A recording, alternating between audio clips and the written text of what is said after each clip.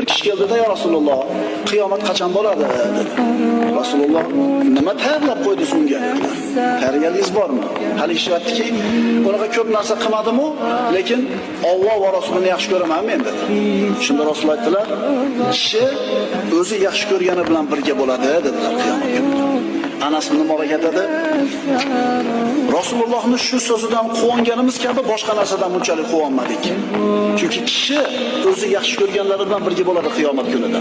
Anas ibn Malik aytadi, "Men Parvardigor Rasulullohni yaxshi ko'raman, Abu Bakrni yaxshi ko'raman, Umarni yaxshi ko'raman. Ular bilan Firdavsul a'loda birga bo'lishni xohlayman, garchi amallarim ularninkichalik bo'lmasa ham" deb qo'ydi. Biz kimni yaxshi ko'ramiz? Rasulullohni yaxshi ko'ramiz. Abu Bakrni yaxshi ko'ramiz. Rasululloh sollallohu alayhi vasallamning hamma sahobalarni yaxshi ko'ramiz va biz ham Allohdan umid qilamiz. Parvardigor amallarimiz ularga bo'lmasa ham, ularga bo'lgan muhabbatimiz, hurmatidan biz ular bilan